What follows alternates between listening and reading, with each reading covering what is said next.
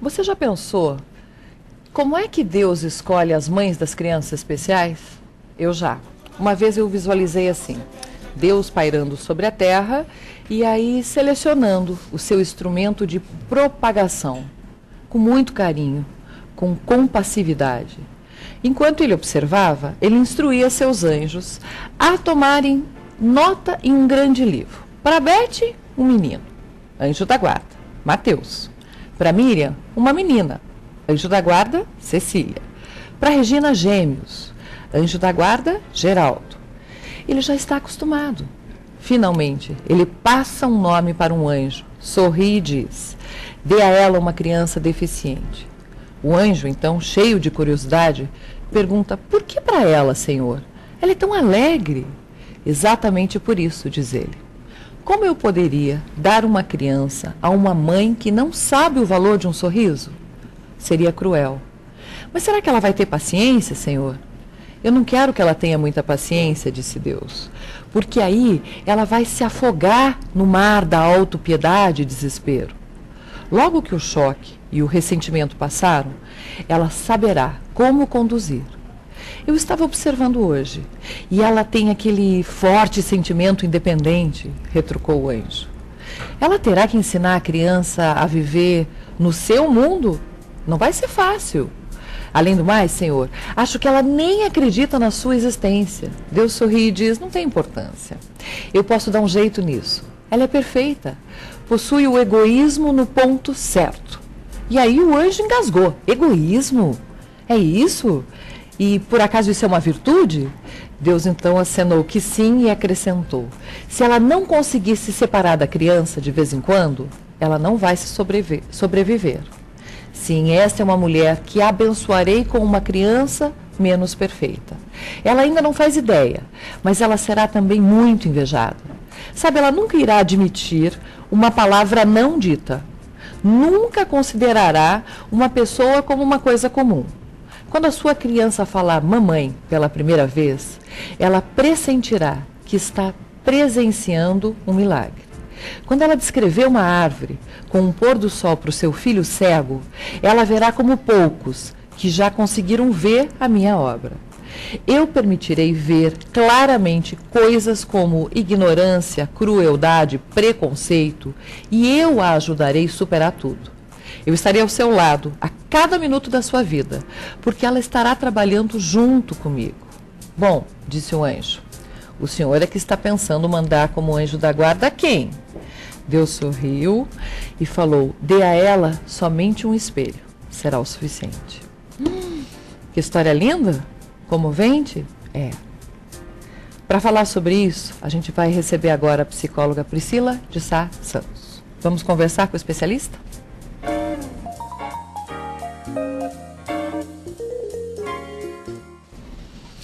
Priscila, seja muito bem-vinda. Obrigada. Que bom te receber, é um prazer. É bom voltar mesmo. Que bom voltar, né? Olha, a cada hora no Brasil nascem 321 bebês. A cada hora. 5 por minuto ou 1 a cada 11 segundos.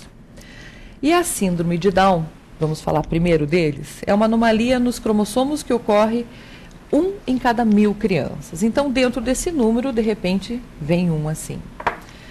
Não é só a síndrome de Down, existem várias anomalias que trazem, tanto para a criança quanto para a mãe, bullying, preconceito, desafios. E hoje, aqui, o nosso tema, a nossa pauta é exatamente essa. É tentar passar para as mães, tentar passar para as avós, como lidar um pouquinho com isso. Então, primeiro, como aceitar, Priscila? Vamos supor, eu estou grávida, ela está me assistindo e já foi detectado para ela que o bebê vai ser uma criança especial, não será uma criança normal. O que fazer? Esse é um processo que nós comentamos que todas as mães passam. Todas as mães que estão grávidas idealizam o filho, imaginam uma criança, seja menino, menina, vai ser loirinho, vai ser assim. E quando o neném nasce, ele nunca tem, ou raramente tem, o aspecto que a mãe imaginou, sonhou. Então nós dizemos que toda mãe tem que fazer um luto do seu filho ideal, que é aquele que estava na mente dela, na ideia, e tem que aceitar aquela criança, porque às vezes mesmo um bebê que não tem uma como você nomeou, uma deficiência, uma anomalia, uma característica especial, ele é um neném que chora, ele pode ser aquele neném que chora muito, que nada agrada. Então, toda mãe tem que fazer isso, esse luto do ideal para aceitar a criança real. E da mesma forma, as mães de crianças especiais, lógico que elas vão ter que fazer um exercício um pouco maior, mas a gente não pode colocar assim isso como uma regra para poder aceitar essa característica da criança, e às vezes isso vai depender de cada mãe. Existem mães que têm uma dificuldade maior, que levam muito mais tempo, que ficam em conflito, e existem mães que é como se aquela criança viesse e no momento em que ela vê, pega, cuida, isso se apaga. Essa ideia de que vai ser uma criança que vai exigir outros cuidados ou maiores cuidados, enfim. Então, quando você diz como aceitar, eu acho que a gente não consegue dar uma receita. Tá, mas não é uma regra, né? Não tem porque como. Não é uma regra, exatamente. Cada mãe de criança especial nos contaria uma forma em que ela lidou. Mas a ideia de poder saber exatamente o que é que a criança tem, que situações ela vai passar, o mais consciente possível dessas características, até para desmistificar e para ser realista em relação a isso, vai fazer com que ela se aproxime daquela criança real.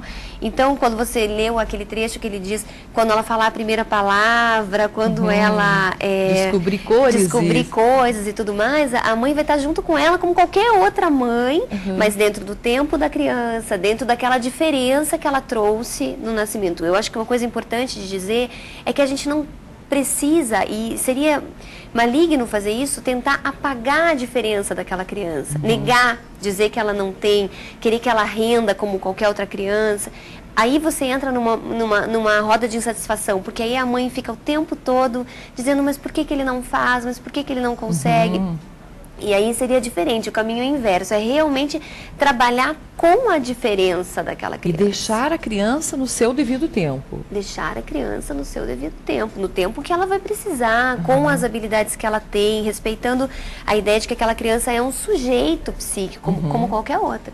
Tá. E se a mãe puder olhar para a criança como o nome que ela deu, aquela pessoinha, o João, a Maria, a Alice, enfim, e descolar um pouco da ideia mas ele é sindrômico, ele tem síndrome de Down, ou ele é autista, que algumas vezes colocam, ela vai trazer aquela criança para o essencial dela, e a gente nunca pode dizer até onde aquela criança vai, que coisas ela pode superar, é só a criança que vai poder nos mostrar determinar isso. O tempo dela. Exatamente. Você sabe que, primeiro quero dar parabéns à produção, que separou esse texto muito lindo mesmo, que eu acredito que no texto descreve um perfil dessas mães, muito legal, que fala que essa mãe não vai ter compaixão, não vai ter autopiedade, que ela vai ser muito mais forte que as outras mães, até mesmo para fazer com que essa criança viva nos dias de hoje, né?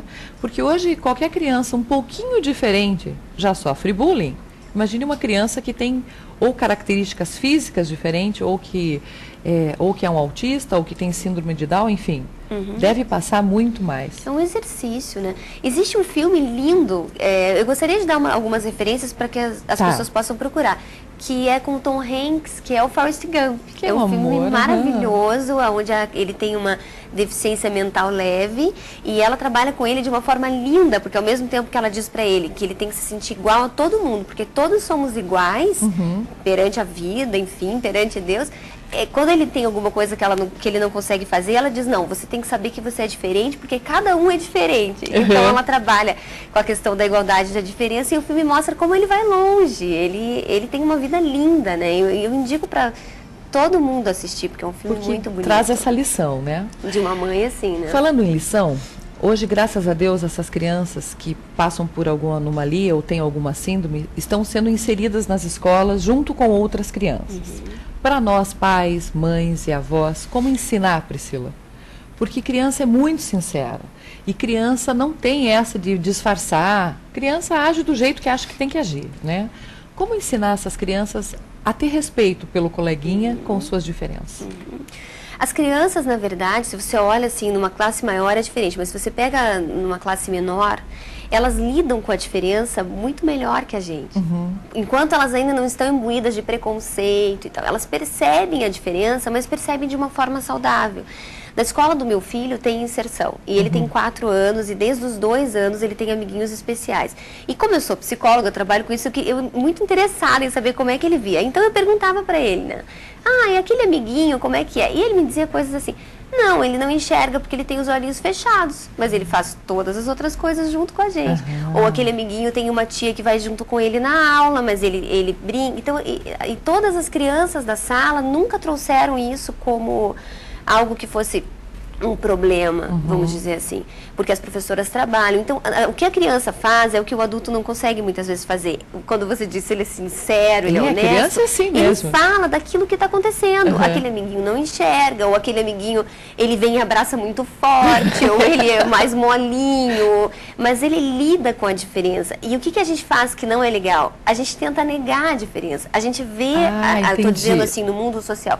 Eu vejo, por exemplo, que uma criança que tem síndrome de Down, ela tem algumas diferenças que são da síndrome, e isso não tem que ser negado, porque negar isso, você pode dizer, mas aí você está diferenciando, mas ela é diferente, mas a gente vai respeitar isso dentro da diferença dela. Entendi. Então ela vai aprender a ler igual, ela vai ter os amigos igual, ela vai fazer tudo igual, mas eu fazer de conta que está tudo normal, que não existe nada de diferença, é muitas vezes o que magoa e ofende até, por exemplo, a mãe, que vem e diz, por exemplo, na clínica, as pessoas passam o olho, mas elas não têm coragem de olhar, de vir, de saber, elas fazem de conta que a criança nem está ali, quanto menos puder olhar, melhor. Então eu acho que quando você fala das crianças, é essa questão de ensinar, que é como a mãe do Forrest Gump, que em muitas coisas nós somos todos iguais, que em algumas coisas aquele amiguinho vai ter um outro ritmo, ele naquele momento da aula vai fazer uma atividade diferente, mas que elas possam ir entendendo a partir daí, assim como elas entendem a diferença de menino e de menina, enfim, ou quando tem algum amiguinho mais velhos daí, né, que tem alguma outra questão, que tem alguma outra atenção especial. É complicado, porque muitas crianças trazem isso para a questão do bullying, como você falou, ou da agressividade, ou de dizer eu não quero brincar, eu não quero convidar para a festa de aniversário. E aí é que os pais vão entrar para poder mostrar que são diferentes, mas que merecem respeito. E eu quero deixar muito claro, até para não ser mal entendida, de que quando a gente diz são diferentes, é a mesma coisa que eu te dizer que eu sou diferente de você, ou que eu sou diferente da minha prima que é japonesa, é desse campo, assim, das diferenças que a gente tem dificuldade muitas vezes em lidar. Eu quero terminar com uma pergunta que eu recebi de uma mãe, ela até falou que eu posso identificá-la, é a Regina. Obrigada pela sua participação, Regina. Ela falou que tem um filho que sofre de autismo, e que ela teve que fazer terapia para aceitar isso, porque ela se sentia ou culpada por algo, ou que ela não seria capaz de fazer esse menino, que hoje tem 17 anos, que legal, né? Passar para Então, a experiência dela é bem essa. A Fabiana comenta com a Priscila sobre as mães que rejeitam a criança, porque ela passou por isso. Sim. É normal, não é uma coisa que... Não precisa se sentir culpada, não é? Não, porque isso que ela falou é muito presente no discurso das mães. A primeira coisa que as mães fazem é se culpar. É entender que aquela criança veio daquela forma por alguma coisa que ela fez de errado, ou por alguma coisa que ela não fez, ou por alguma coisa... Tem mães que colocam assim, eu devo ter feito alguma coisa e Deus me castigou por isso. As mães que têm uma tendência a colocar a causa no religioso.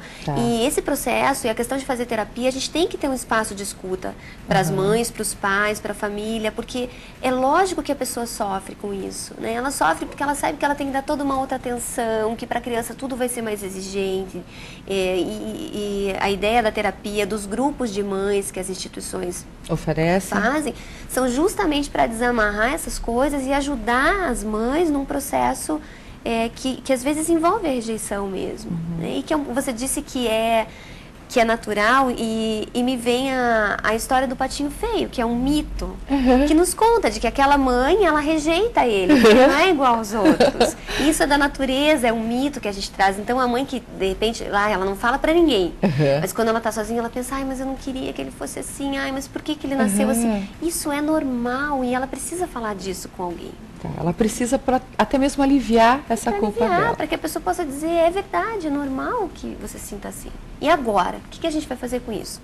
Lidar. Tem que trabalhar. Exatamente. Adorei. Olha, conversei aqui com a psicóloga Priscila de Sá Santos. Pri, agora que eu te achei novamente, você sabe que eu vou te incomodar muito. Quero te agradecer. Dá para passar um telefone de contato, se alguém ficou com alguma dúvida? Dá para passar. Eu vou passar meu celular, então se alguém Pode ser. 9131-3386. Tá, 9131-3386, tá? Priscila.